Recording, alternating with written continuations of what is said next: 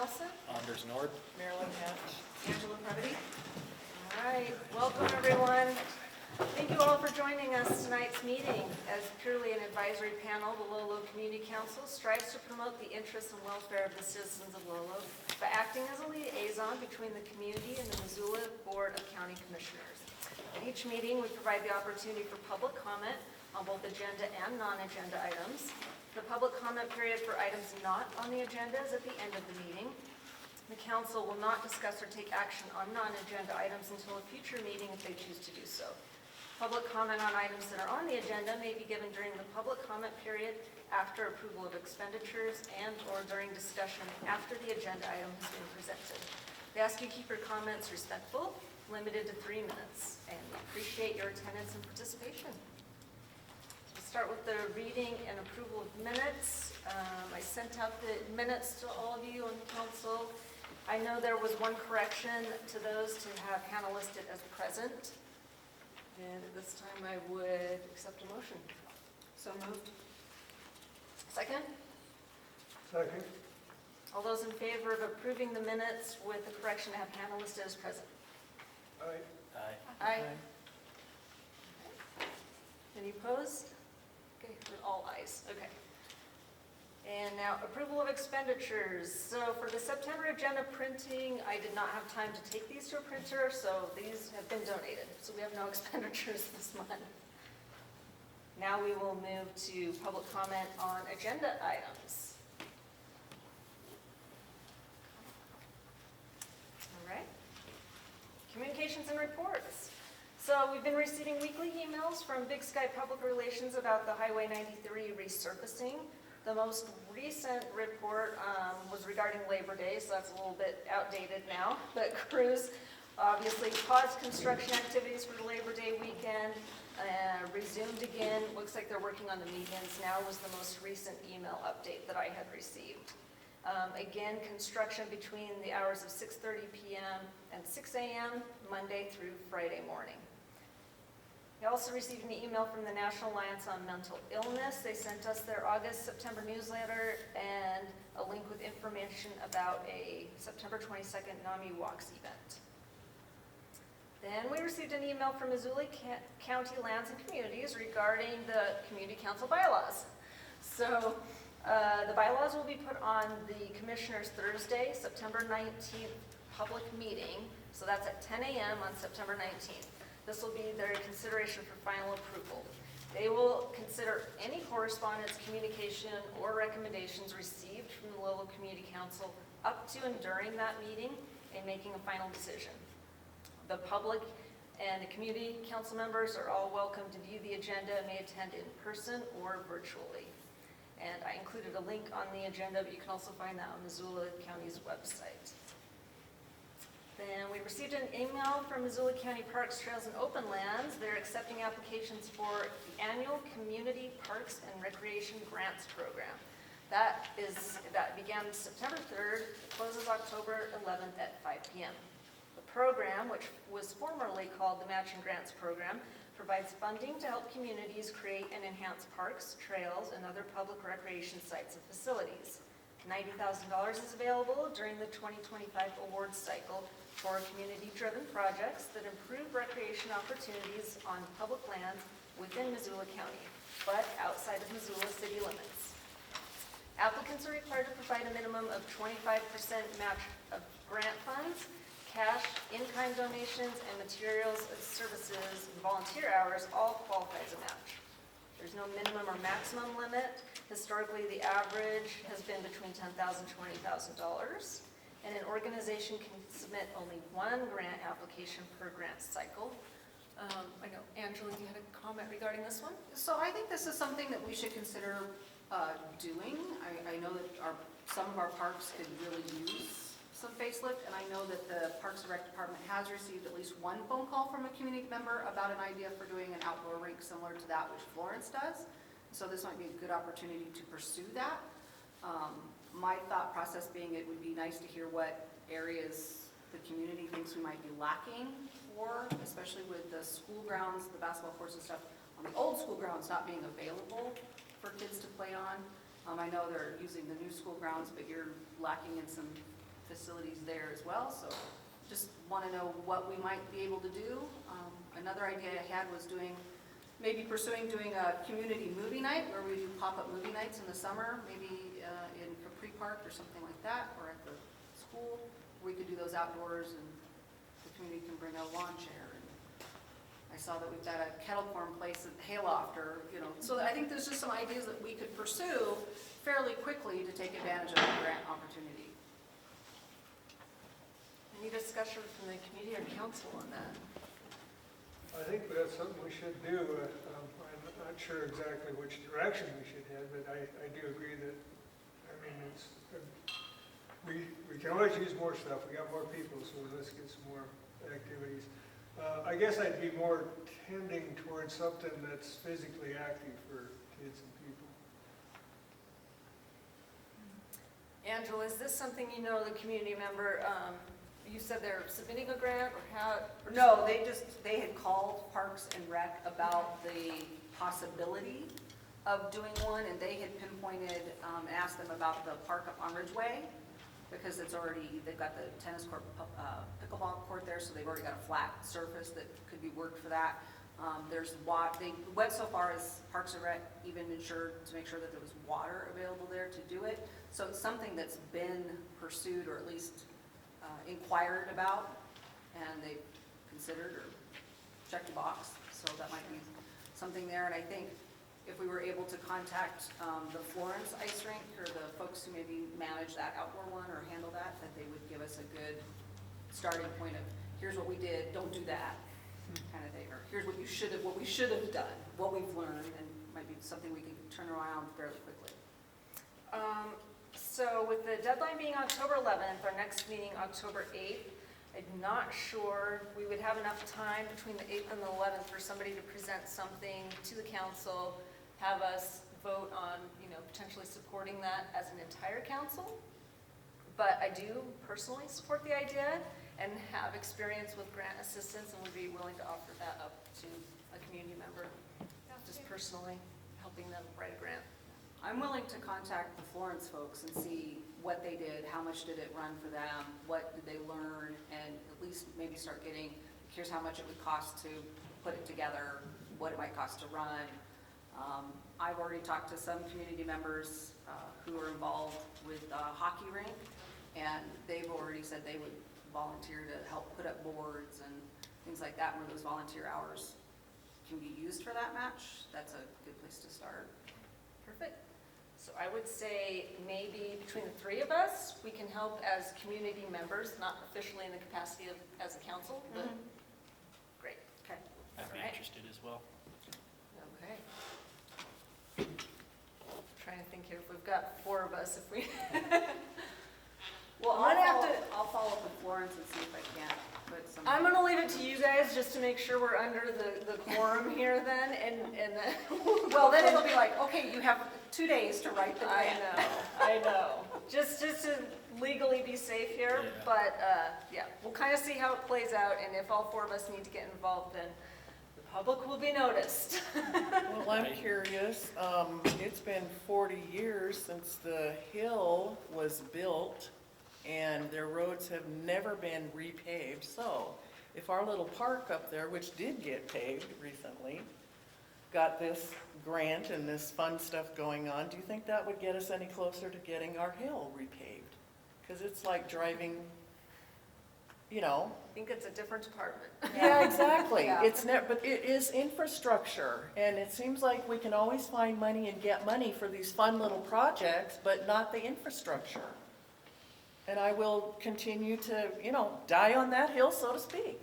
I think people, we pay taxes, and it should go to fix our roads and our sewer and our water, and yet we're always happy to want to plug along and do these other little fun things. I mean, fun things are great, but I know one thing that got brought up at the last meeting, and I think it's something that we as a council should discuss, is having regular departments come and give us updates. Like, I would love it if we saw, maybe every quarter or 6 months, Public Works come and tell us about what roads they have planned or not planned to fix.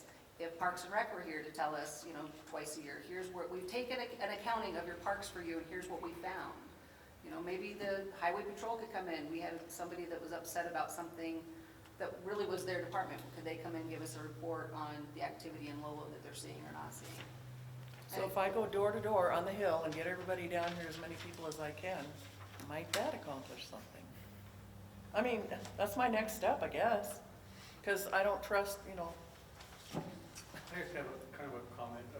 I know Marilyn's brought this up a number of times on the road. I don't live up that way, so I don't even know how the road is. I live on 12, so, but I know it's been brought up in the meetings.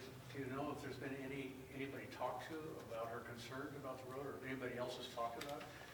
Do we know if anything's been done at all from her comments or requests? I don't know personally. I do know we're gonna get an update from Public Works here a little later on in the meeting. Maybe you can ask that question. I think it's Shane I talked to once, quite a while back, but he said we could raise our money and hire our own asphalt company and get it done ourselves. And I was like, what the, we pay taxes. I don't know if that was the answer. I'm happy to talk to you about it. That was what I was- think that we just need to start paying better attention to opportunities as they arise for these things. And- This right. is just happens to be the one on the plate, and when I talked to somebody about it, that was the information I was given, and I thought, okay, I think that's something as a council and as a community, if we start showing activity and investment in our own community, that other people will start taking notice and investing in our community. But we really need to be that first step and the squeaky wheel to go to the county, even if it's something fun like this, an activity. And it might keep the kids off the motocross Squeaky bike. wheel. Well, All The other right. thing that we could do is also present, and I'd be happy to take this on, like, researching the funding opportunities that the county's having, because I think sometimes, like, this is great for for roads to on the notice, hill or right? for Yeah. this? I mean, any funding opportunities, right? I think our community should be aware of what's happening to where we can put in to try and get some of those funds leveraged for Lolo. Perfect. And I'll just remind the council, that is one of our jobs as a council that's written in the bylaws, is to attend the commissioners' meetings, public works meetings, those sorts of things, and relay that information back to the community. I know it's hard to attend all of them. I try and do as many as I can, but. All right. Any further discussion on that? We'll move on. Moving on. Okay, finally, we received a communication email from the county commissioners with new dates for the ride-along with the County Commissioner Day. So I know last time we had Steve and Marta that did that. They reported back. That sounded like that was really great for them to go do that. It sounds like we've got several council members that are interested in doing that again. I'm going to leave it to these council members to look at their calendars and see which dates work best for them to do the ride-along. But the community will definitely hear about it once they do that, and we'll have them report back to you all. All right, so that was it for communications. Moving on to treasurer report, Marilyn. Okay. August, no checks were written, no deposits were made, $3 for the bank fee paper statement, balance of $495.81. And any mail received? No, Okay. just the bank statement. Okay. Committee and special reports. Let's start with Lolo School. Dale. Thanks, everybody. Been a few months since I've been here. I apologize for my absence. You're fine. Happens. Wasn't here. I see we have a lot of items on the agenda tonight. I'll keep this fairly quick. School started. We're in our third week now. Things are going well. Our enrollment is still fluctuating because we have kids that we haven't seen yet who are on our books, and we still have new kids coming in every day to register. So hopefully by mid-month we'll have a better idea, but we've been pretty steady as far as our enrollment goes, about the same number in and out. So that puts us in the 535, 540 range if we don't see anything drastic change. So that's good. Lots of activities going on. We started pretty hot and heavy. We're fielding 2 full soccer teams right now and 4 full volleyball teams right now, which is the most kids we've had out for fall sports in quite some time. So that put our athletic director a bit of a tizzy, She got a lot more activity than she thought she was going to get, which is a lot more buses and a lot more games to schedule with our neighboring school districts, but everyone's been accommodating, so that's working out really well. As far as your brand new school goes, we are checking off a long list of warranty items. We've gone through the school multiple times with a fine-tooth comb, and when I say we, that's me as the owner, our owner's representative, the architect team, general contractor, and engineering firms, all going through and looking at all the systems down to little details, trying to put everything we can possibly find on the warranty list to be fixed while it was still under warranty. Our warranty period is now technically up, and everything that we've already noted will be worked on over the next month, 3 months, year. Honestly, there are a few things that might take up through next spring or summer to get resolved.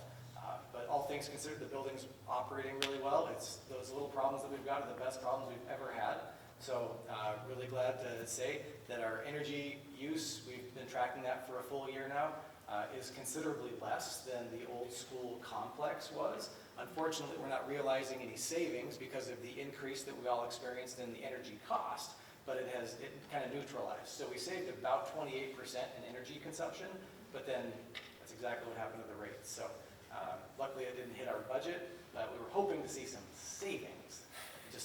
We saw savings, just not the way we thought we were going to see those savings. So that's unfortunate, but we're glad. I just wanted to let you know that when we say we're building an efficient building and those kind of things, we can actually measure those results now and see how that's worked out over the last year.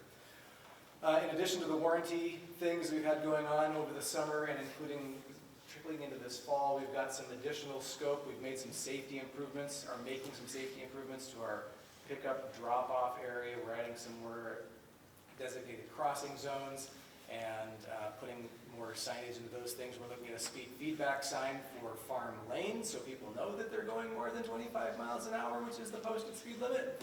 At least they can be aware that they're doing that while they're doing it. The sidewalk project that is funded by MDT but organized by the county, did I say that right? Yeah. Okay. Was really great. If you happen to drive down Farm Lane before or after school hours, you will see lots and lots of pedestrian traffic occupying those new sidewalks. So very much needed. I can't say it keeps all the kids off the road, but at least they've got a place to be now that's not on the road where you'd have to jump over a curb to hit them with your car. So it is much better, and thanks to Public Works for getting that done and for having their part done long before school started. It's really nice. We like that. Last thing I want to mention is you've probably heard it on news or all kinds of different outlets. All of the federal COVID dollars are sort of expiring at the end of this month, the end of September of this year. All in total, with 4 different pots of money over 3.5 years, Lolo School got about $1.5 million. We're now down to just under $4,000 of that, which is 0.2%. So I would say that your school district budgeted really well to get down to spend that money for its intended purpose, including about half that went toward the new school itself. And we're down to just the fumes on that, and we have a plan to get those spent out in a couple different ways. But in the big picture, with 0.2% left and that kind of money, I think your school district and your board of trustees did a pretty good job targeting the places where they should put that money in the right timeline. So we think it went pretty well, and we'll have that all spent out to benefit the kids in the community. That's all I've got, unless anybody has any questions. I have one. Do you ever contact the sheriff's department? Do you ever have them on site or just, in a slow traffic? And Yeah. is that something they do, or do you request it, or? Well, actually, right now, we have the benefit of having a part-time school resource officer through the county. And of course, we don't want his job to only be running traffic, but people do pay attention when he's parked on Farm Lane in the morning.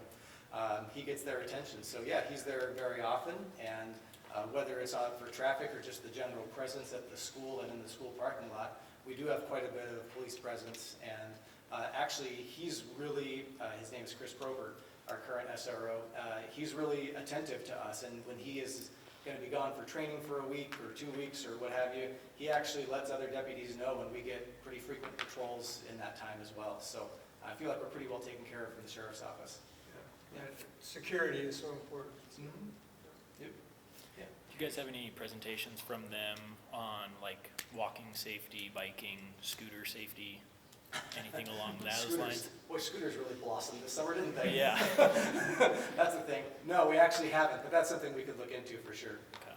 Yeah, we did receive one complaint about that and numerous kids cruising around on the scooters and being a bit reckless, but I bet you would, and the high school would be another good place for that, because some of those kids are outside my, Sure. outside my scope, but, Yep. yep.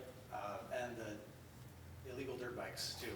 Well, I get complaints about that, because they ride in front of the school as if I own those kids. They're not my children. I know. Now, did you agree? no, I bet. Oh. Are you seeing any integration, or is there any integration or impact from the Montana Digital Academy and the new Connect Academy that we're seeing? Right, no. Nothing measurable.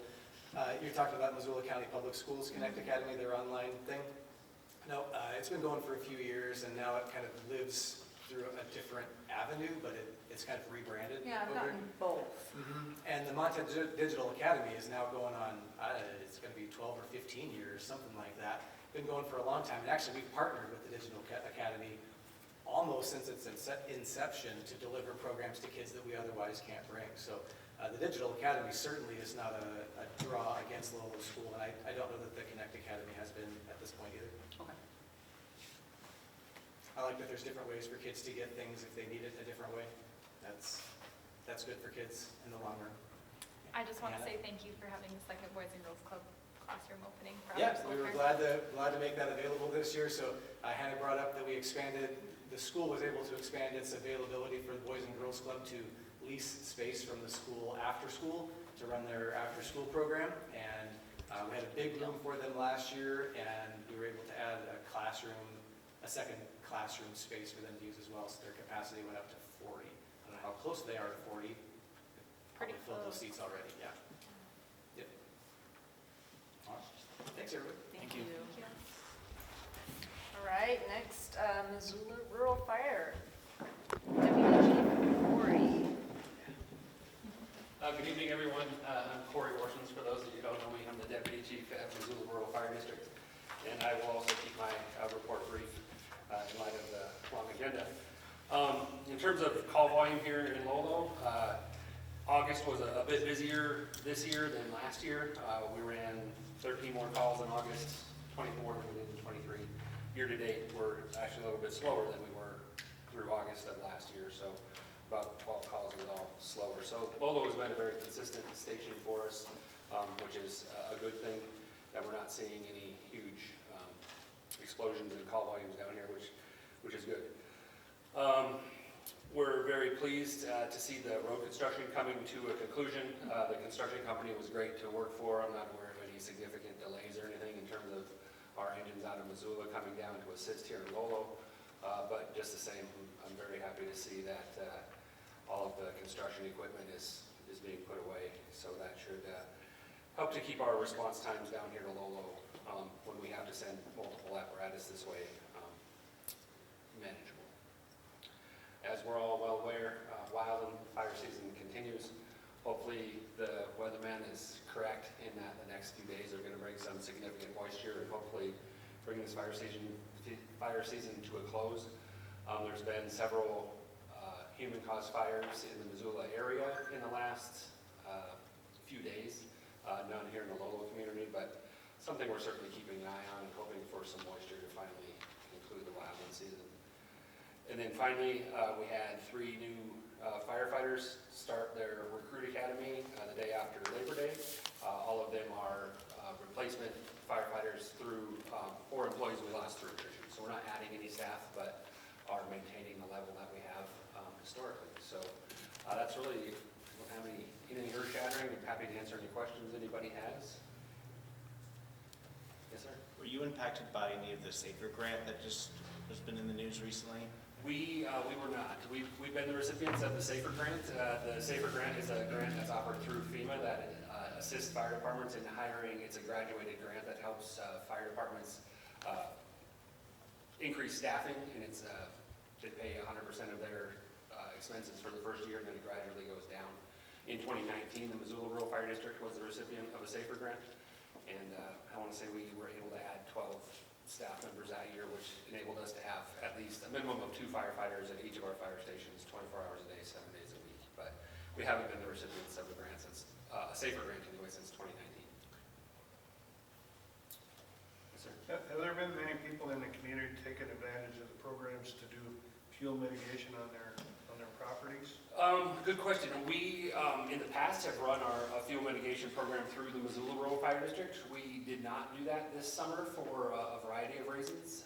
The county has received a grant to provide fuel mitigation services, and going forward, it makes a lot of sense for us to refer folks to them for wildland fuels mitigation projects they might have. So not sure in terms of how many properties may have been mitigated around Lolo or even within the Missoula Rural Fire District this year. I think doing it at a county level makes a lot more sense in terms of being able to, rather than just sort of piecemeal the mitigation projects, to do larger projects that will have a greater impact in the bigger scheme. Any other questions? All right, well, thanks so much. I'll see you next month. Thank you. All right, anybody from Community Watch here? Did anybody from Community Center? Eileen, I don't think so here. All right, Woodman School, I received an email from Principal John Martin. He was unable to attend, but he gave me a little report. Said we had a well-attended back-to-school ice cream social event on September 27th.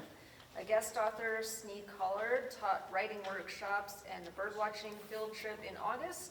Students received a signed copy of his new book. Woodman will be having a family literacy night at 5 p.m. on September 24th with that same author, Sneed Collard. Woodman School secured grant money to bring Missoula Children's Theater to Woodman the week of October 28th. On September 16th, 2nd through 8th grade students will be going to the Coyote Camp field trip at the Big Hope Battlefield. And this summer, the district completed the following facility projects: new HVAC units in Building 2, new blinds in half the facilities, complete remodel of the bathrooms in Building 2, electrical work, and new exhaust fans and lights in all of the bathrooms. That's it for Woodman.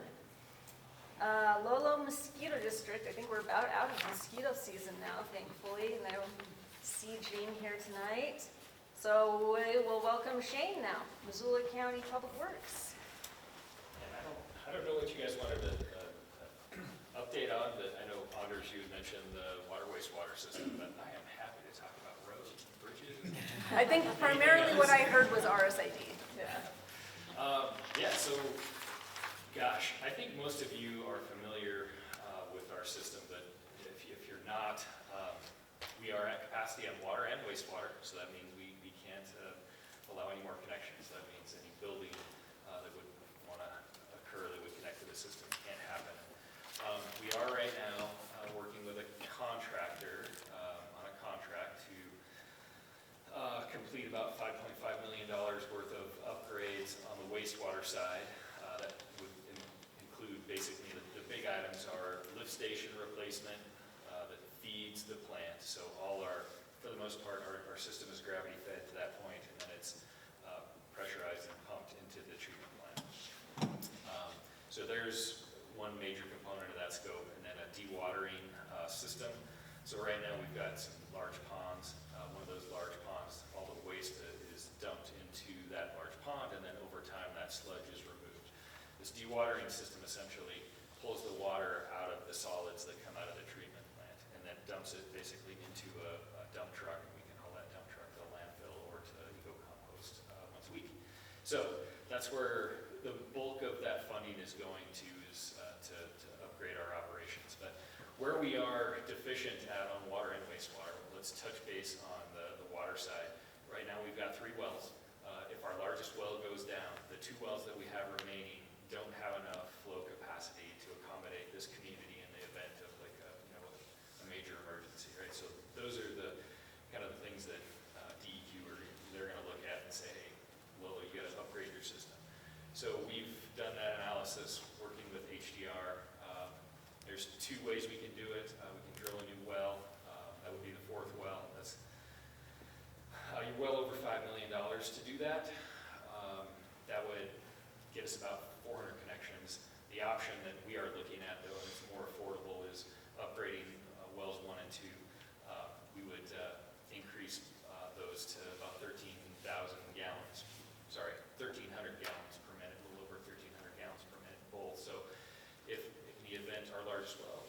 goes down, wells 1 and 2 would have that capacity. And then along with that, we've got another main that you've got to replace and upsize. That's around $2.5 million, plus or minus. Extremely more affordable. We've also been working with Zinke's office. I reached out to him again today to find out where that's at. I have not heard word back, but we've worked with them to apply for essentially, call it grant funds or an earmark of about $1.4 million that would go to the upgrade of wells 1 and 2. So we're working towards grants without having any cost associated with to the district. But eventually, I think we're going to have to reach out to the district if we're going to do some of these improvements. So on the wastewater side, where we're deficient is the treatment plant. We've got an aeration and a large aeration tank and then a secondary clarifier. The cost to upgrade those two items is on the order of magnitude of about $5.5 million. We got another $1 million in items that are being reduced or pulled out of the existing ARPA-funded project this summer. So the force main was pulled out, so we got to add that into the project. So we're in over the $6 million category range for the improvements to the wastewater system.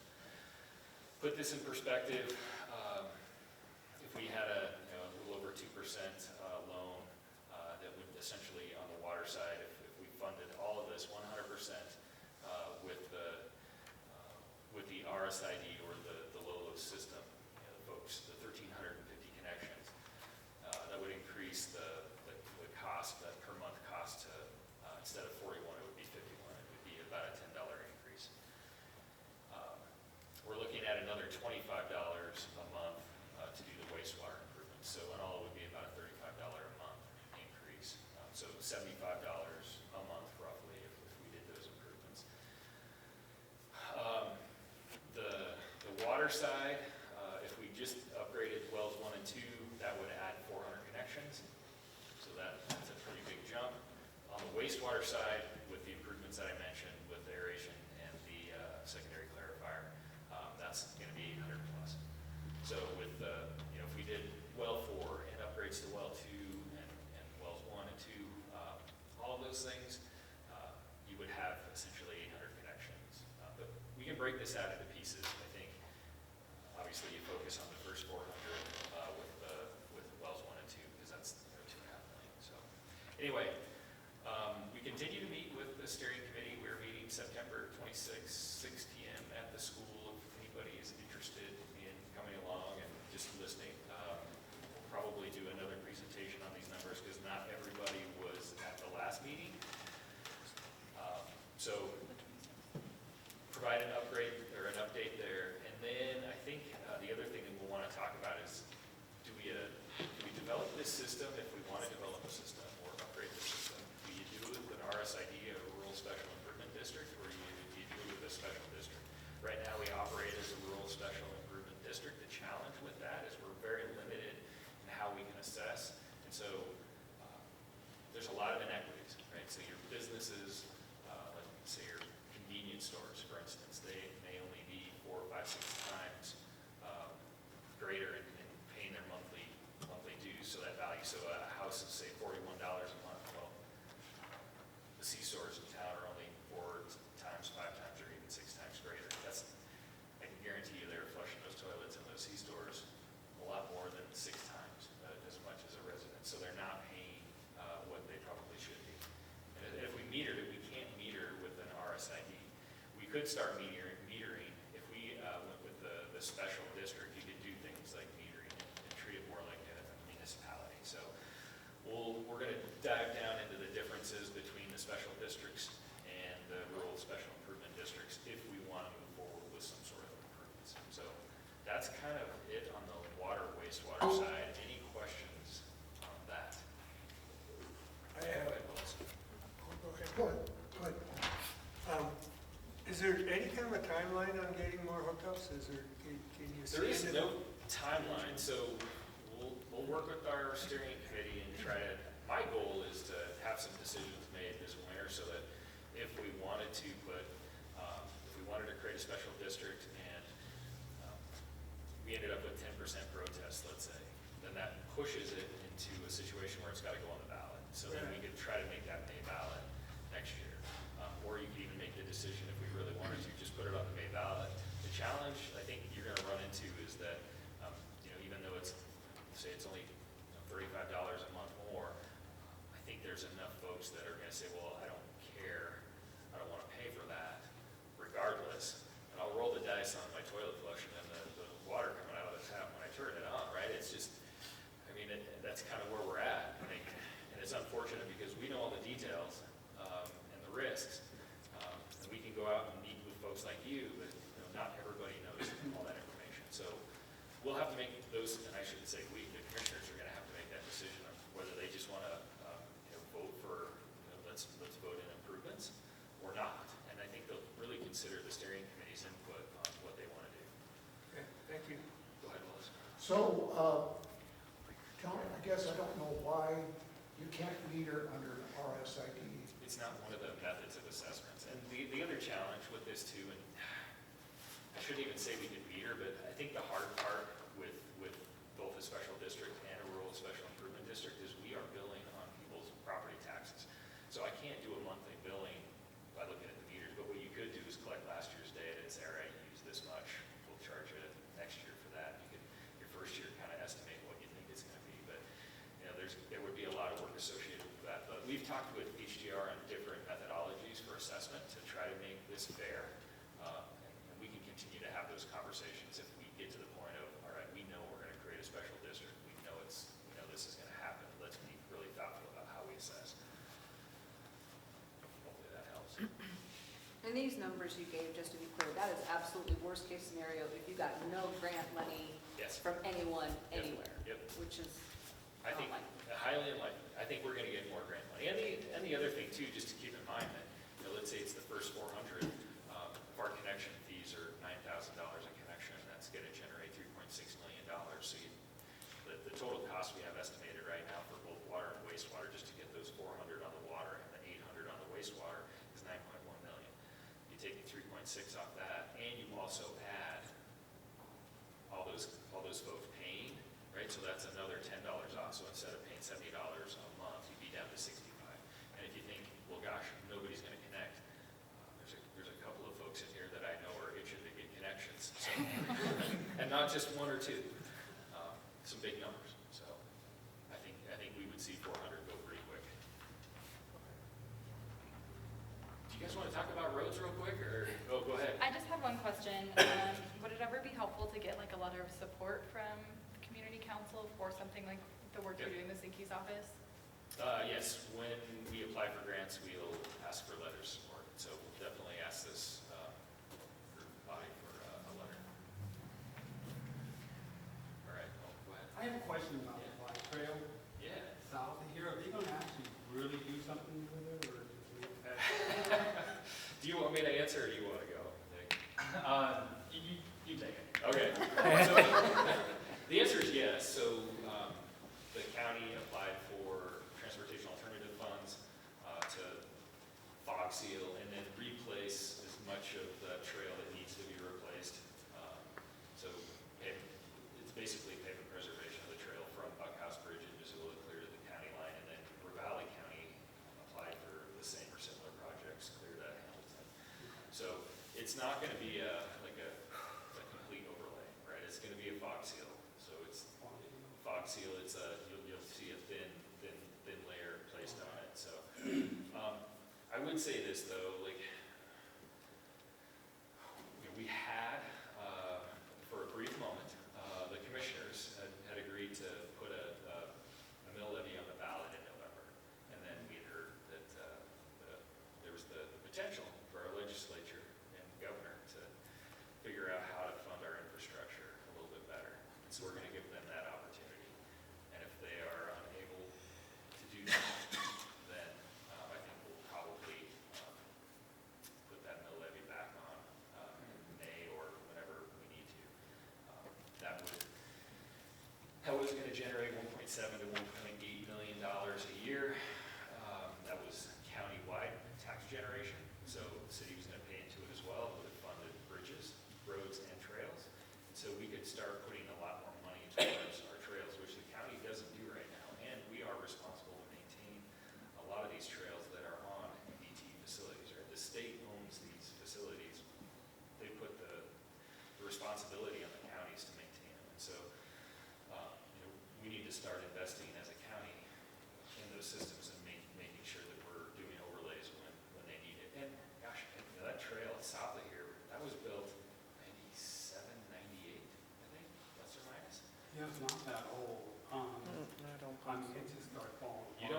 No, I don't think so. Well, I started in '97. Okay, time I lived flies. here, and I Okay. watched it get built. Yeah. Well, So, It was 10 we're, years old. we're probably 97, 98. okay. I So it's will an check on old that. facility. So's my road up on the hill. So, we've got equipment, we picked up a reclaimer, and so I'm we not the could, only one up there. that- Public Works, we could knock that out, actually pretty quick, and potentially pave it. So, there's things that we could do, we just need the resources, like the funding to get that done. So that's why we included the There's trail no way you can component. shave off the stuff that got sitting down there now. The mastic, you probably, I think what it needs to do is, we just need to go pulverize it and then overlay it. It's past its prime. And I don't think you just want to overlay, because all those cracks that are there today will just reflect up, and you'll see those cracks come back. So ideally, we've got the perfect piece of equipment to go through. It would not take long for us to pulverize that, potentially even overlay. I think we could get it done pretty quick. One thing we've talked about is we partner really well with our Parks, Trails, Open Lands team. We meet once a month and strategize about these types of things. If we as Public Works could dedicate like a week a year to doing large scale trail maintenance projects where we would just pulverize and overlay segments or fog seal, because we'll have the ability to fog seal them too. So if we can do those types of things, we can keep our costs low. Just the challenge for us is it takes away time that would be spent on roads. So then it's a challenge. So Who's responsible for the greenways around those trails? I don't know what you mean by greenways. So, the grass, the weed, that Yeah. is overtaken so much. So we typically, we're set up, and do you care if I answer this? No, go for it, you're on roll. No, so again, we work really well with Parks, Trails, Open Lands. So a couple of years ago, we worked with them to pick up some equipment. So they come with plows, mowers, sanders, sweeping equipment. And so they're set up just for the trails. And so we do a lot of the mowing on the trails.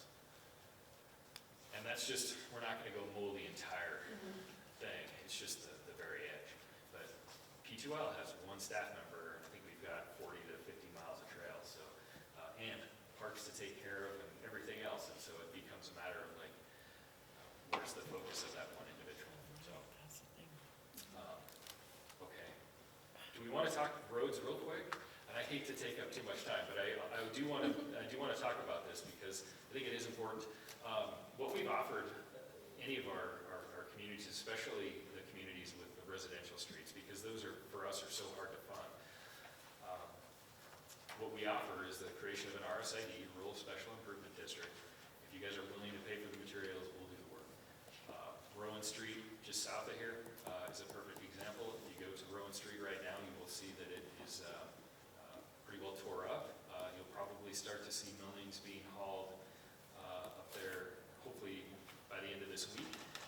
And my goal is to get that paved by the end of the fall or this paving season. So it's entirely possible that that doesn't happen just because of availability of asphalt, but that is an option. We've worked with communities like East Missoula, Elmar, and I'm happy to work with Lolo. Basically, I mean, it's a half a cost of what you would see a contractor do the work for. And it's just materials. We provide the manpower, equipment. So it's expensive though. I mean, it's not getting cheaper.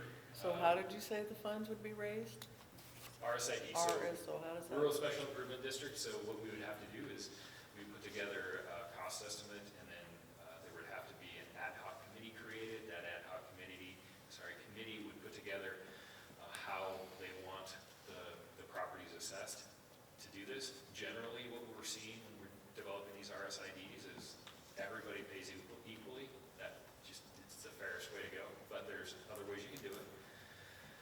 And then you got to determine if there's more properties developed in that district, how are they going to pay? Generally, we just say each property pays an equal amount. So if you start with 300, and you end up with 305 a few years down the road, then you just divide the cost by the 305, and everybody's goes down. So those are the kind of little details that we got to get through. You got to get signatures from 60% And I can give you a packet if you are interested in this. I'm happy to work with you on it. Yes. What we've found is, even though it's, half the price, a lot of folks don't want to do it. But I've also experienced, we go into neighborhoods and they're like, Well, the We reason get why, that. they're saying they've already paid taxes, it should be already like but we taken. can talk, let's talk about that next. But what I would tell you is that I've worked in neighborhoods where we've mentioned this whole RSID thing, and they'll work with us and they get it done. And we'll do the work. I've also went to communities where we talk about the RSID and we get a check a week later, come just do it. And there's no muss, no fuss, we just go do the work. So it's up to you, however you want to get it done. We're going to tell you how much it's going to cost. You can either give us that money straight up, or we can do it through an RSID where you pay for it over time. Your comment that most people are going to say they pay taxes, and that's true.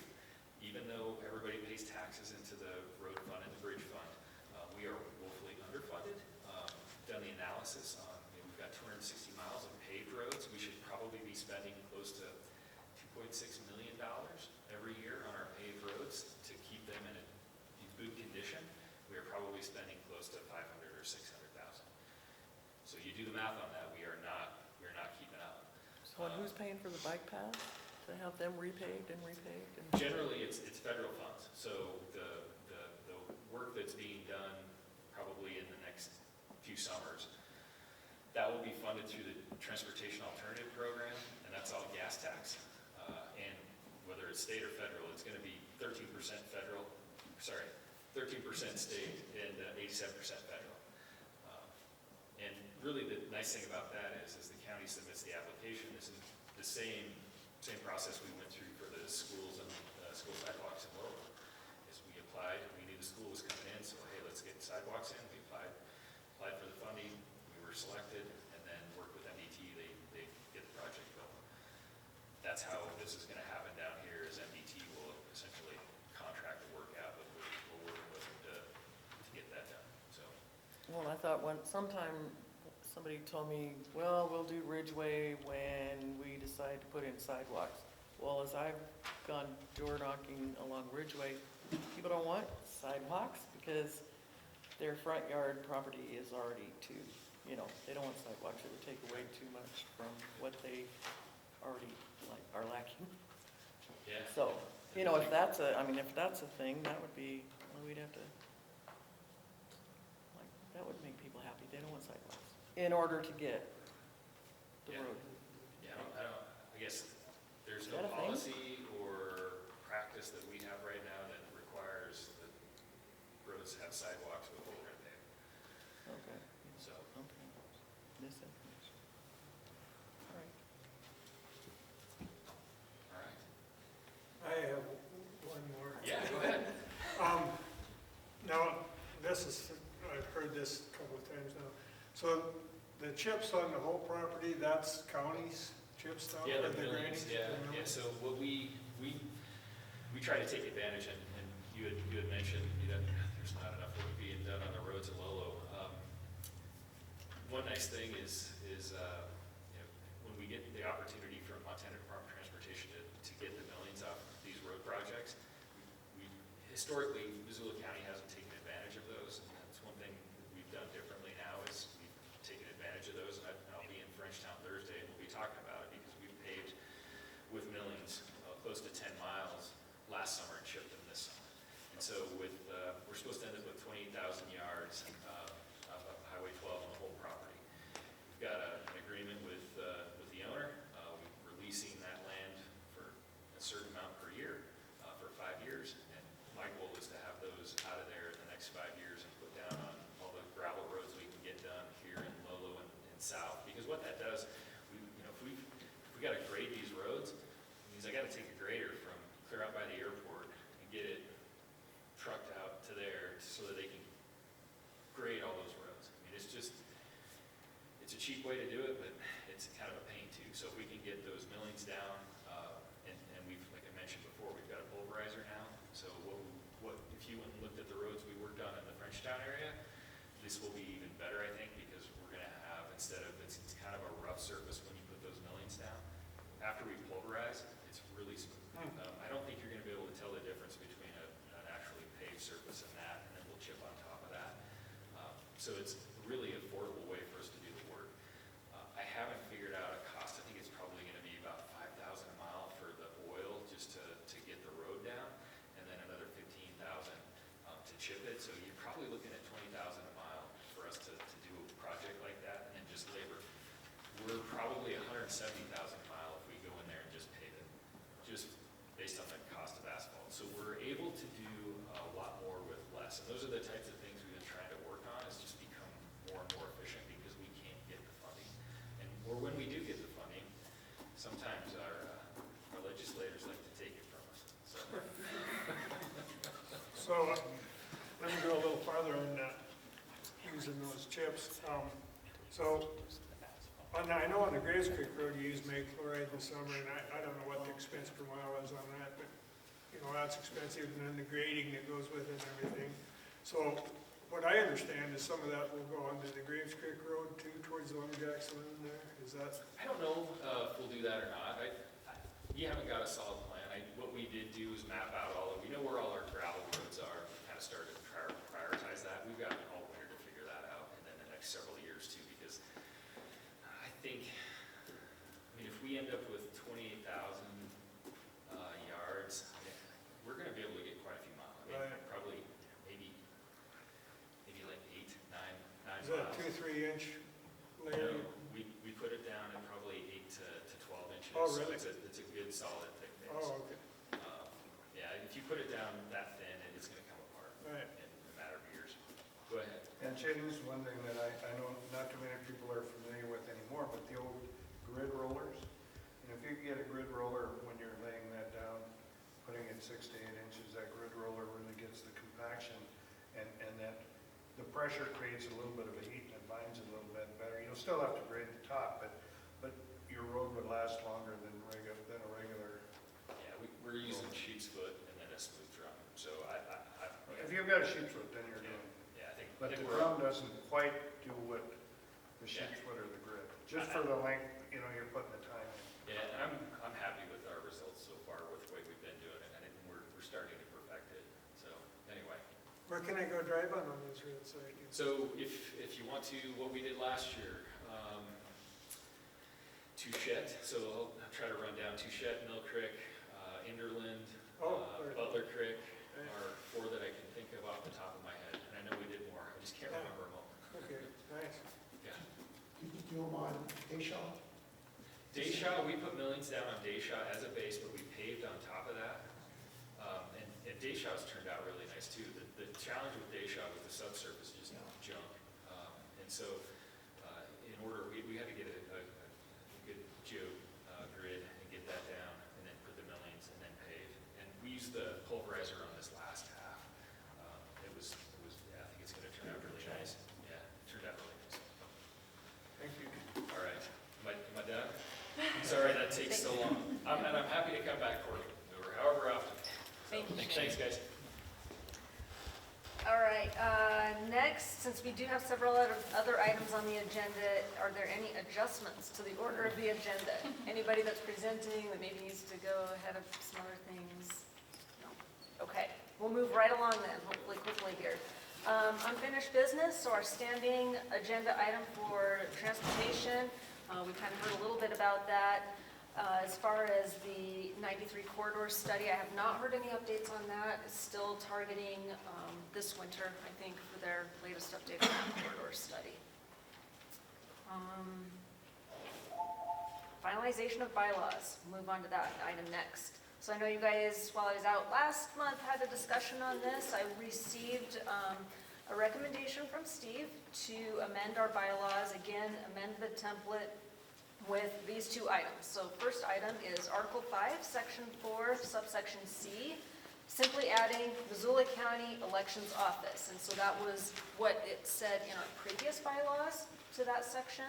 So the recommendation is to just add that back, since that was removed from the current template.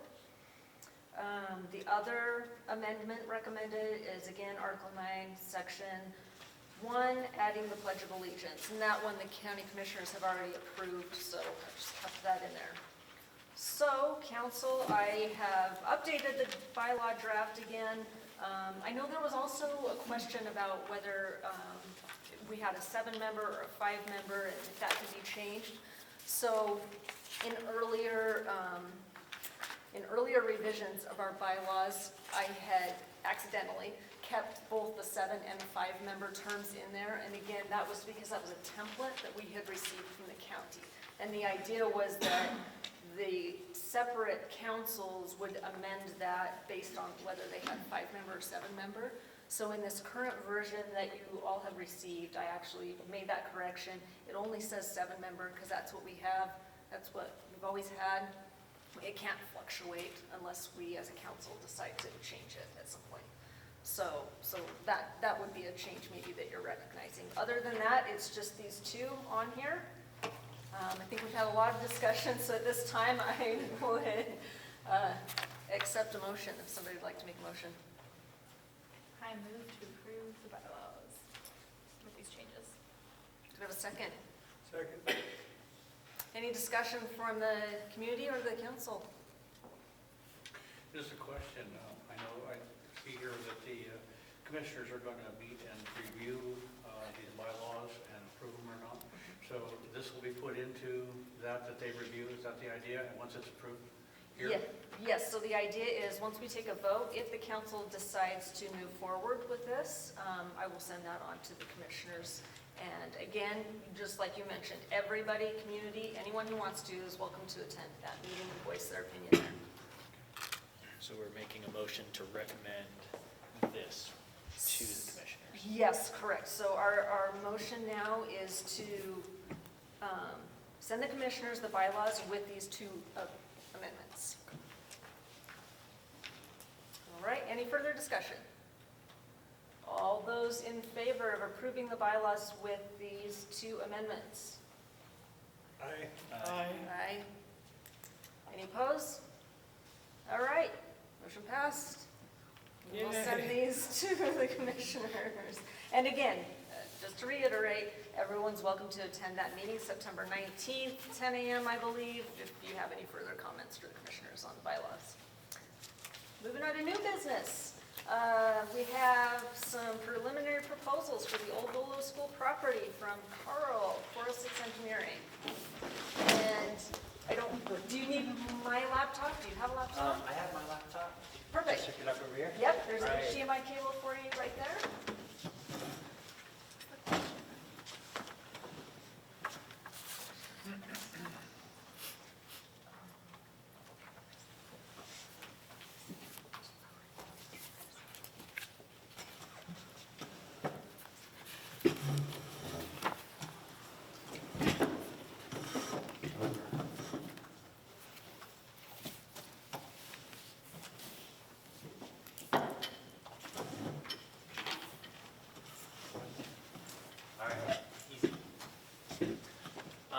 So yeah, my name is Carl Treadwell. I'm with 406 Engineering. I've been working on the future development plans for the old Lolo School property. So I hope you're ready for more public works infrastructure talk, because we're going to be talking about that today. This development has been approved. Shane was talking about how you don't have room for more capacity in your public works systems, but because this was an existing development that was contributing to the system, we have a historical allotment that we can utilize. And in discussions with Public Works, we've determined that allows us 56 homes up here. So that's the proposal at this time. The focus for tonight is more about the roads, the right-of-way widths, and what kind of sidewalks and pathways you kind of want to see in this community. And we're also looking at some variances from the subdivision requirements, trying to follow under planning for urban development proposal, which requires us to dedicate more parks, focus a little more on community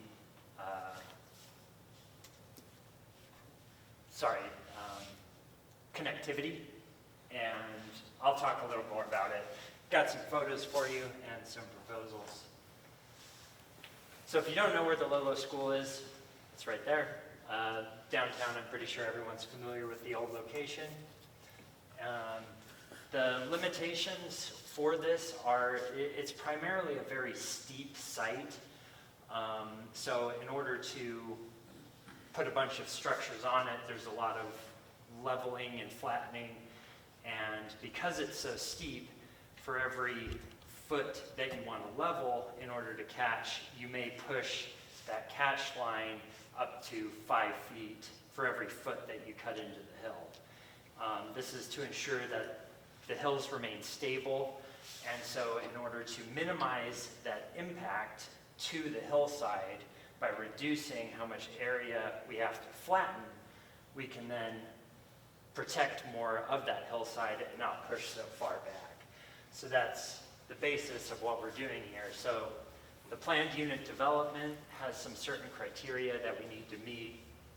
Preservation of natural characteristics of the land, economical development, maintenance of public improvements, so being efficient with our infrastructure, providing a common area that exceeds minimum requirements, and development of this parkland for recreational use, not just necessarily open space. So again, with the proposal as such, this allows us some waivers from some of the subdivision regulations, including lot sizes, block lengths, but we're going to be focusing more on the transportation standards. So considerations we're looking at are sidewalks, whether we put them on both sides of the road or just one side. Parking, same kind of story. And boulevards, which is the space in between the road and the sidewalks. Subdivision requirements require a 7-foot space, which then again, if we're just putting green space into our right-of-way, that then cuts more into the hillside. So we've done some, just so you can get an idea of what these kinds of proposals look like. This is an example, if we were to follow subdivision regulations as written, 2 driving lanes, parking lanes on both sides, 7-foot sidewalks on both sides, or 7-foot boulevards on both sides, and sidewalks. And that's what gets you your 60-foot right-of-way. One proposal is just to remove those boulevards. We figure this green space can be transported to like a usable parkland. Green space is still kind of planned in the housing development, so the fronts of the homes will be set back at least 18 feet. That leaves lawns and landscaping to be utilized. But again, we can transfer that, and for every foot that we save in this right-of-way, we can put 5 feet of park somewhere else. In speaking with Shane, they prefer to see sidewalks on both sides with a little bit less parking.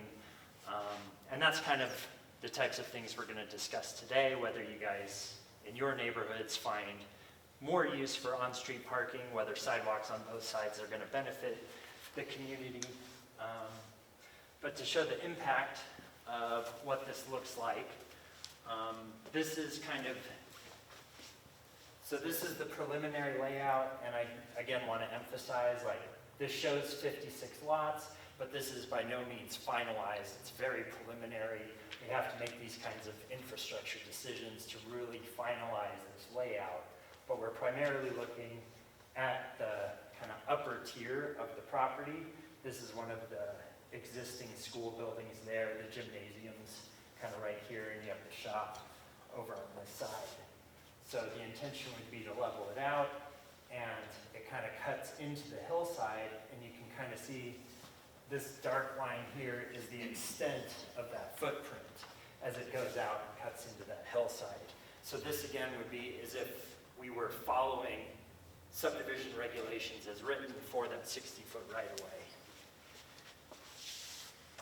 And if we reduce that to 42 feet, that brings this dark line in quite a bit more, that then allows us to flatten this area out, creating less impact, but a flat, usable half-acre park that we can then use, and it brings this line down, minimizing the impact to kind of the hillside over here. I've done an overlay to compare. And so this shows it without the park, but shows like, so we've reduced the right-of-way width by 18 feet, and you can see how that saves upwards of 30 to 50 feet of cut into the hillside. And because we're bringing the primary cut down, that then allows us to grade and kind of create that park in this flat area, whereas you see with the 60-foot, it's cutting halfway into that park that we want to dedicate.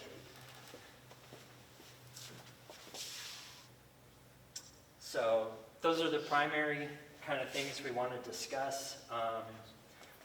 What you as a community find to be important in both your right-of-way and kind of how that balances with what we could do, allowing these variances in the right-of-way. So I guess I'm opening it up to discussion.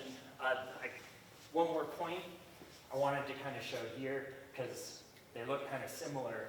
Again, with this smaller right-of-way, I was also to kind of able to give up a lot here, and the intention as a part of the PUD is to propose a pathway that would access both from this subdivision and up from Cap to Villa. We'd install a long sweeping path to keep it at an accessible grade and have both communities be able to access the park and sidewalks that would then allow connectivity down to the main road. Do you know Tyler Way? Is that? That would be right there. Yep. Where's your back-to-back curb? Is it the same? I can't tell. It looks like it's wider at some points. And this layout, so this would be 42-foot right-of-way. And Well, it's back the curb to right-of-way back. or So we're looking at, changing the right-of-way, not just the street width. yep, so right-of-way width and what you're constructing within that would be adjusted. Back a curb to back a curb is kind of up for discussion with regards to how much on-street parking you want. Right. So on-street parking is about 8 feet. If you have it on both sides, that's 16 feet of street, so that would potentially widen or narrow the road by that much. Sidewalks, 5 to 8 feet. But we do want to make sure that we're getting community buy-in with this, that this park would prove to be beneficial to people. In addition to this park that we want to kind of develop, we do also have all this open space. The rest of the hillside will be unimpacted, kind of wraps around, everyone will access that. I understand there's an old golf course, I don't know if those cages are still up there. Nope. But that access would still be made available. No. Very quick. And we're looking into options to help kind of They in redevelop your yard that, re-establish those trails and make it that accessible, kind of usable. So open this is space. just utilizing the upper half of the old school, Correct. So this would be kind of where that field is? where the field is. The old schoolhouse is down here. Again, since we're only approved for 56 homes, this is the start. Future development as those public work utilities get developed, we can then talk about what we're going to do down here. Okay, that was kind of my question, because this looks totally different than the plan that was originally brought way back. And those public utility restrictions were kind of what instigated this change. Because didn't we hear it was gonna be like over 200 residents, like Yeah. apartment buildings and some offices. And plans for that aren't specific, but that would be transferred down here when that utility becomes available. Oh, okay. Thanks. Will all the homes have their own driveways and garages, or? Yes.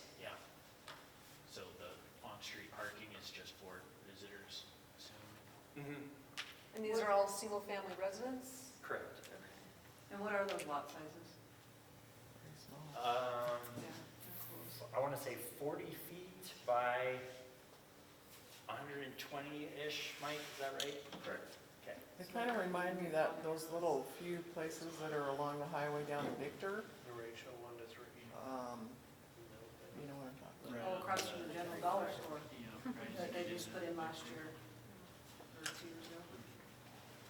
So, Um, oh, go ahead, I'm sorry. The park, is that something that the HOA is going to be responsible for, or is the county looking to take that on? And what are you envisioning in that park? Nick, you can I don't know if the county parks wants to take control of that. This would be up for discussion. I mean, we're still so preliminary. Whether or not this park gets established is a big part of what we're talking about here, what we're going to talk about when we propose the PUD option. If we get denied for that, we'll more likely have to follow a lot of the subdivision regs and find other ways to dedicate that. Does your hillside open space qualify you though for your subdivision open space? Only if it's under 25% slope, which most of that hillside is not. But we have other options for dedicating green space. Yeah, under the subdivision regulations, it's still, the county has the option if they want it, otherwise they can take the option of payment in lieu of the parkland, and would that qualify on this as well? And then, also with this, Lolo's not incorporated, so it's basically the county that makes the decision on this, since Lolo isn't part of the Correct. subdivision regulations. So, I'm sorry, I have some serious questions about the stability of the soil on the hill. Have you guys really taken a good look at the composite of the material on the hill? We'll be getting a geotech to verify a lot of these things. But again, until we know what we're really looking at, what impact we're having, and how far into that hill we need to go, there's more preliminary work to be done before sending people out to do that more technical research. So I think the last big development we did was Paul's, actually, which also has some parkland and some serious steep land up there by the brewery that couldn't really be turned over as parkland. The county basically says, we don't want hills, we want a field that people can play ball in, which is why there's a big field out there next to the brewery now. The other thing we've seen, and we've talked with the fire department many times, they aren't fans of hammerheads at all, and they always prefer a wider road. There's a few developments we've done, I think Paul's is obviously one of them, where it is parking only on one side, and we put up no parking signs, and people initially get upset, I can't park in front of my house, but for the most part, they tend to be pretty happy. Allamont down by the school is like that. You know, it's not that common, but I think we need at least one side parking for it to be wide enough for the fire trucks. That seems to be their minimum requirement. And yeah, as we go through the subdivision process, you are one of the agencies that gets a review. You get to send your recommendation to the county. Your recommendation probably carries less weight than MDT's because it enters onto the highway. The fire department will have theirs. There's a lot of different agencies, but they will be back with very specific details on those curbs and those lot sizes, I'm sure.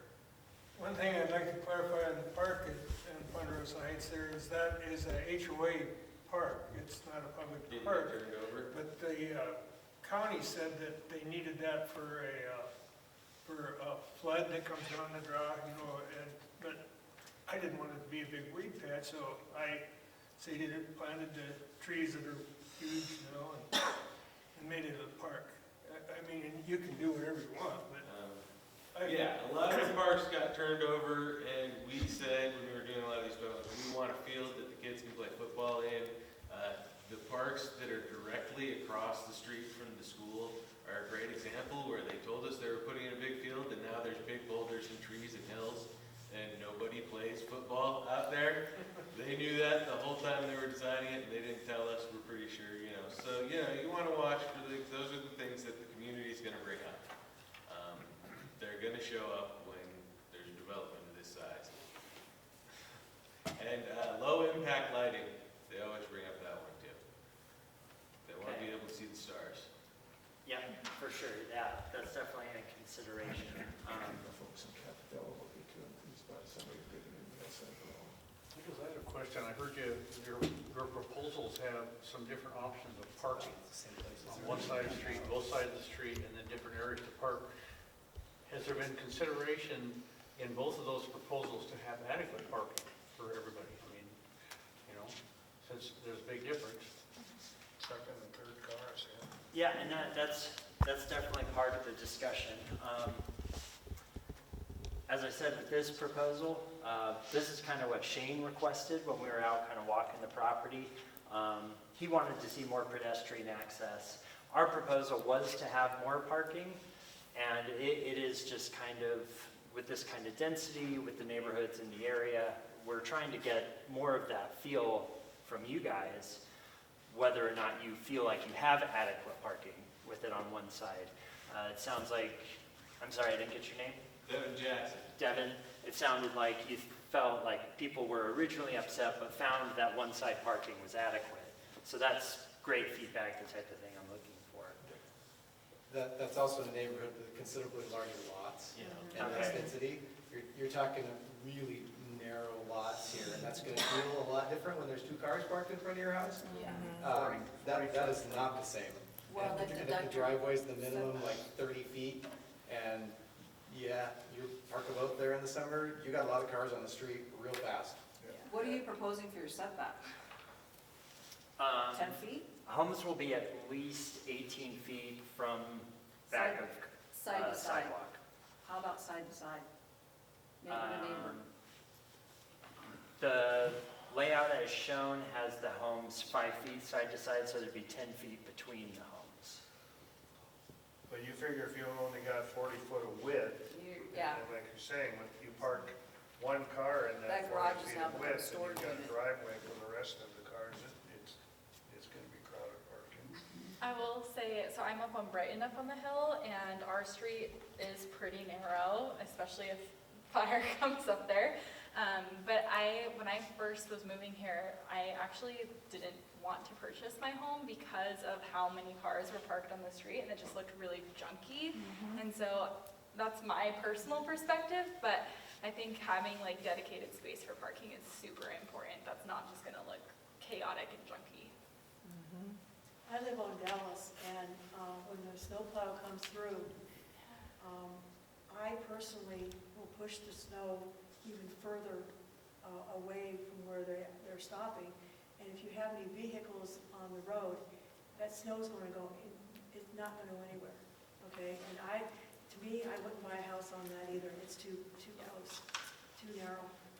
I've been on Alamont or whatever, or just to visit somebody, and I couldn't even back out of their driveway without not hitting a car. I mean, I was inching, and I had a small car.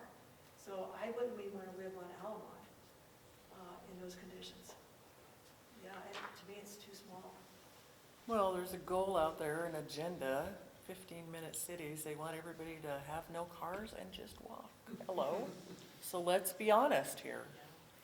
There is an agenda. Nobody wants to talk about that. Well, I appreciate the idea that you're getting the 56 in there, and by making them smaller, potentially making the homes more affordable. I mean, it's just, it's tight. Yeah. It's tight. I don't want to be Chicago or St. Francisco. So much of that is controlled by whatever the HOA determines, as far as parking and all that stuff can be ruled through the HOA, which you'll have to do. So, a lot of that can be mitigated with rules from the HOA. Do you have a timeline for when you're submitting this to the county? Nothing specific right now, especially when it comes to talking with you guys. A lot of times, I want to get good feedback, and sometimes that just takes a little bit longer than I might expect. I'm working on it as it comes. I have started compiling the subdivision application. I anticipate in the next 6 months, I could see that getting submitted.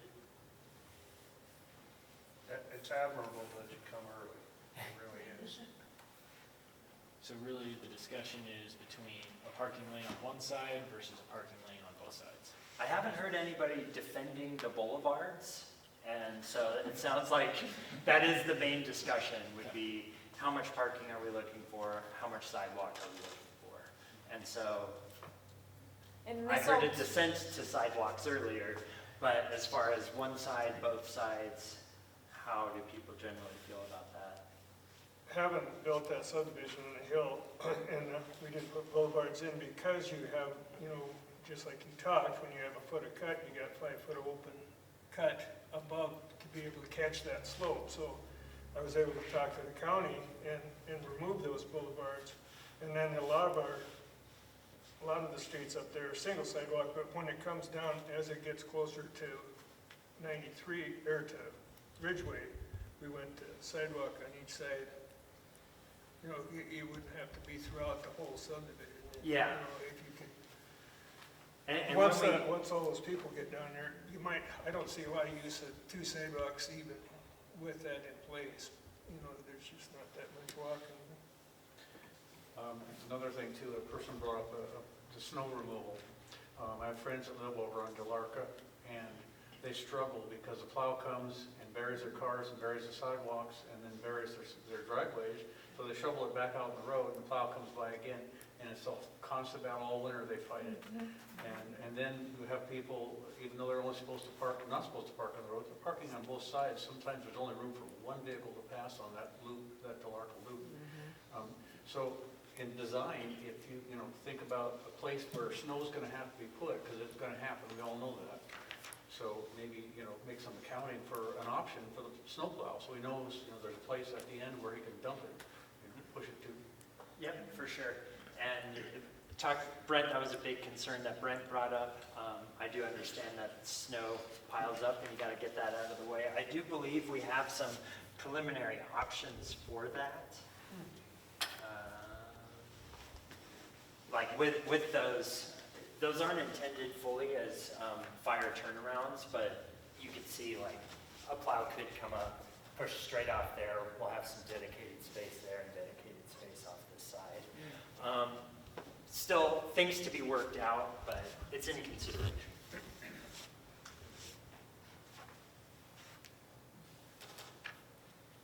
Any further comments? I guess I would just add, the importance of sidewalks, I think especially if you're targeting, if it's a single-family home, probably younger families, more affordable, are likely going to be the ones moving into that, and I think sidewalks are going to be critical for safety for kids. I have a concern about the hill that's been cut out. You're gonna put all these houses in there. What do you see, like, a 100-year rain come by and start washing everything out? Stormwater analysis is a standard part of subdivision review, so that will be looked at in detail. And if you may put a drainage behind the houses. Yep. Yeah, I just saw LV2 blow out the last big rain we just had, so it's definitely something to look at. So, yeah. I know Finnegan units is key, but if you are gonna have a trail that connects Ridgeway, and you are gonna have commercial traffic down below, I really would think trying to maintain some area of flat parkland really is a good idea. Because, all that area down below is sort of, the community has come to expect is their only football field for a long time. And so, once it's gone, having some sort of minor flatland area would probably be, And that is kind of the idea with the PUD here is like, with the savings that we get at this line, this is all shown as a flat spot. So because we're not cutting further back into the hill, we can grade this, and then that pushes the extent out to here. So that is the intention, to make this as flat as possible and really usable space. I mean, parking for that though, you're up on the side of the road of Cape DeVille or in the neighborhood here to access it? Yeah, if you're looking at other neighborhood access, that would be a benefit to having additional street parking in our division, so. Additional parking, and then the park goes away. It's a balance, because 8 foot of parking, 5 foot of sidewalk, we could get rid of one sidewalk, put in more parking, and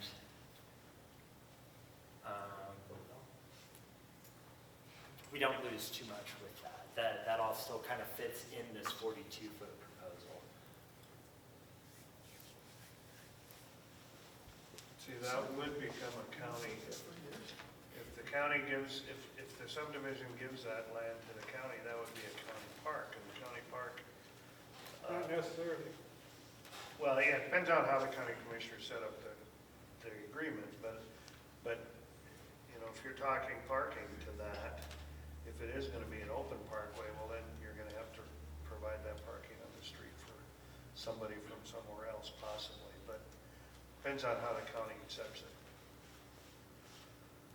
So the one up above wouldn't be really so accessible or handy for, except for the local, the people that live there. And this was one of the usable proposals that we were trying to grade to, was the parking on 2 sides, which still gets you a sidewalk on one side throughout the subdivision. Any further comments? Thank you. Okay.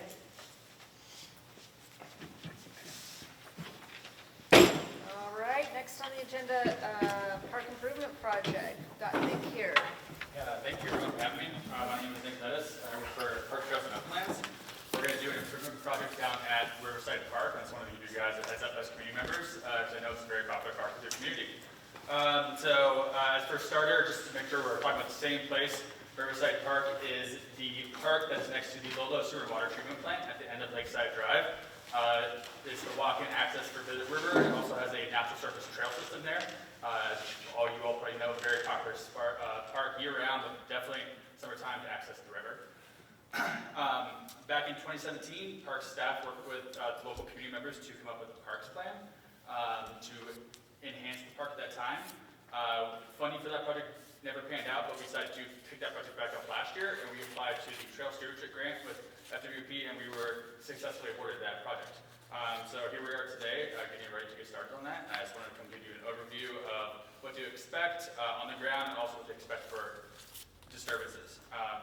So we're going to break the project into 3 phases to limit park and trail closures. First phase will be this fall. We're going to be contracting out with MCC, so that's the Montana Conservation Corps, and we're going to be doing some trail work there. There's an old staircase that we're going to reconstruct to be Forest Service style staircase, which would be much more user-friendly, also much better on the maintenance front. We're also going to be rerouting sections of trail that are eroding into the riverbank. So that will be the first phase. Second phase will be the bigger impact. We're going to be redoing the main trailhead parking lot. If you've been there, it's definitely in need of a major facelift. So that will be a asphalt overlay, parking and striping, striping to increase parking efficiencies. We'll be installing some modern trailhead amenities, such as like kiosk, bike rack. We're going to be redoing the vault toilet there as well. All the old ballards will be removed, and we'll put modern fencing in where that isn't applicable. And then on the next phase, that will occur in fall of 2025. This will largely depend on the funding that's left in with the grant money and our local money that is also contributing to it. But with that phase, we'll focus on the final touch-ups to the park. So that would be park improvements such as park benches and tables, interpretive education panels, wayfinding, and internal trail signage. And if there's any additional trail work we need to do with MCC, we'll have them come back out next fall to do that. So that's just a brief overview of that project. At the same time, we've also been working on a project at Riverside Park with Paul here. Last summer, Paul approached us about donating an access easement across his property, which would connect our parkland to property owned by FWP. So this will connect two parcels of public land. I know Paul's been dealing with trespass on there for years, and we would love to sanction this for a legal use. So we've been working with Paul on that, and I think we're getting very close to finalizing that, which is super exciting. So we're going to have an easement corridor that will extend from our park to FWP, and in that corridor, we also will have signage to denote when you enter the easement area, and we'll have signage to remind you that easement is for non-motorized use and to control your dogs going through that area as well. So those are the two big things I want to touch on. And I know at the very beginning there was discussion about the Community Parks and Rec grant, and I think the ice rink would be a great idea. I could leave my card for that too, and we can chat more about that. So yeah, I'm sure you're here for questions, and just wanted to give everyone a heads up because I know it's a very popular park, and excited to make some improvements. You said you did a park review in 2017? Yes. Have we done anything recent, more recent than that, to look at all the parks in our area, or? No, so this was a specific, specific workshop for Riverside Park itself. Okay. And at that time, we had a landscape architect on staff, so he worked with community members to come up with a visioning document to kind of guide those park improvements. And we're largely following that. We're not having it redone because we're trying to save some cost savings on design, but really it envisions a modern park trailhead with some small trail connections to really increase the flow around the park as well. I'm just taking notes. Yeah, totally. When was phase 2? Yeah, that'll be next spring, 2025. We're going to put the project out to bid this winter with hopes of knocking it out before summer rec season takes off.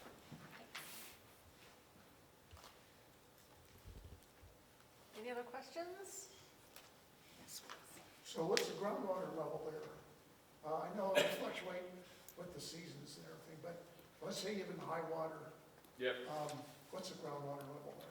I don't know off the top of my head, but we're not putting in any improvements into the floodplain that we would be sad to see wash away. So we're just seeing like just basic signs in that area, and right now we're only addressing the sections of shell that are like critically falling into the bank, knowing that over time we'll probably have to come back in and reconstruct more trail as that riverbank erodes away, because it's a battle that we definitely will not fight long term.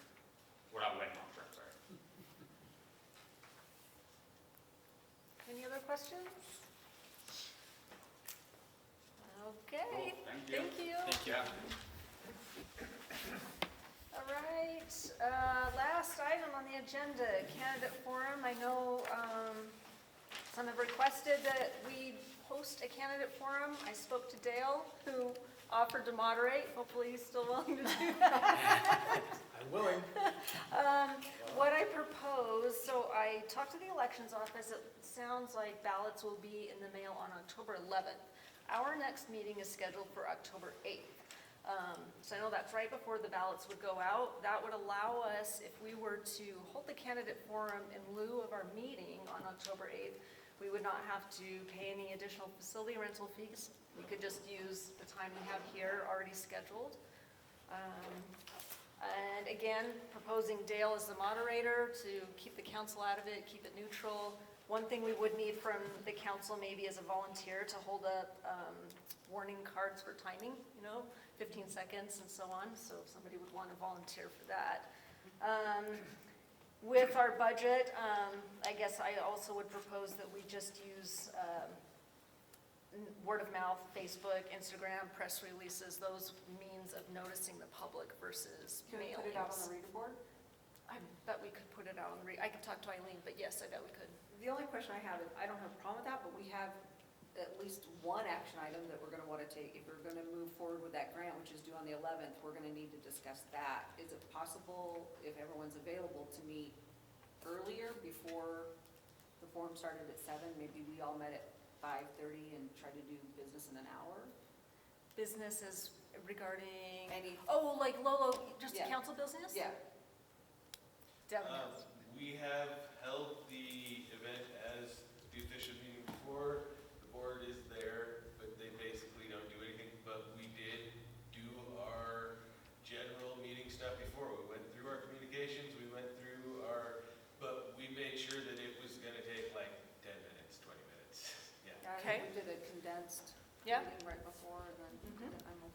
just don't want to lose that opportunity if we decide to move forward with it. Yeah, yeah. Yes, I will have to verify. I don't believe that there's anything scheduled right before. I know I always get here at 6, and I know there's nothing going on at the community center then. So I don't think that should be a problem. It's related to your conversation. We had to ask if it's worth considering starting that candidate forum a little earlier than 7 o'clock. How early? I was thinking 6:30. Anything earlier than 7 o'clock. The last one went till 9:30, and it was pretty late. And I would propose if I'm coordinating it, I will shrink time frames for folks a little bit. 2 minutes is actually too long when you have 22 people who want to talk. We got through 3 questions. That's what happened last time. Okay. So we learned some things Okay. about moderating a forum when a lot of people were gracious enough to attend. We'll have to clip things along a little bit, but 6:30 might not hurt anybody's feelings. And I can visit with you. I just held one in May down the Bitterroot, and we shut it off at 9 o'clock. We just said we're done. Right. So I think there's ways So, to accommodate that. so starting at 6, kind of meet and greet, and then 6:30 for the questioning? Or is that too late? I just throw it out there Yeah. for you. And then You all 5 decide. for our meeting? And then maybe, For our meeting 5 before? for our meeting? Do we need a That's whole fine. hour? Do we need a I whole don't- hour? we probably don't need I it. don't know. 5:30? I mean, I guess it depends on what you have for an agenda, but if it's a really We big don't- agenda, I think we could just, What if we met at 5:30? 5:30. yeah, 5:30 and That's then, fine. 5:30 I'll say yes to meeting, that. 6, open the doors, and 6:30 forum. On October 8th, Dale moderating, a volunteer for warning cards, and I will send out emails to all local candidates for office. And we will post on all the free forums we can to notice people. Any other suggestions or discussion regarding that? So that half hour we'll have for discussion for the grant, I mean, we should specify Yeah. that that's, We'll do an abbreviated agenda, I think, with just communications we've received and mainly focus on the grant okay. parks. Okay, so the candidate forum's gonna start at 6:30, is that what we did, or 6? 6. Okay, Meet and greet at 6. You said the open, Question. okay, meet and greet at 6. I'll meet and greet at 6, then, Yeah, we started Questions by- starting at 6:30. Yeah. okay. Should be done Who by is inviting midnight. candidates? I will send out the notice to the candidates. If you could let me know who plans to attend, Yes. because it's really difficult to to coordinate questions that are relevant to all the different offices in every corner of local and state government, because they don't all care about the same issues, because they're not in the same jurisdictions. So knowing who's going to be here so we can get questions designed that are Yeah, relevant to them. how will that work? How do you handle that? Well, last time I made it up. I mean, as far as the questions, like And people then we took handing a in couple questions, or from the people? audience, but it was still, we filtered those, so people dropped questions, they wrote questions down.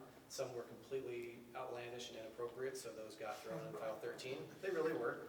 Usually mine. I saved a few of them. And then we kind of compiled others where there were 9 questions on the same general topic. That was a pretty popular one, so we kind of, in real time, made it into a question that, a handful of folks could answer. It's not a great science, but I have a candidate questionnaire that goes out to state folks already. I can provide that to you, if that helps. We could also, like, if people want to submit via email or social media, we can do that too. That might be a good way to get them way in advance instead of last minute or night of. If they've got questions to still bring submit. a night up anyway. Oh, I know they will. Might help. Well, it may help people show up too if they put it out there. Okay, further discussion on that? No. All right, at this time then, I would accept a motion.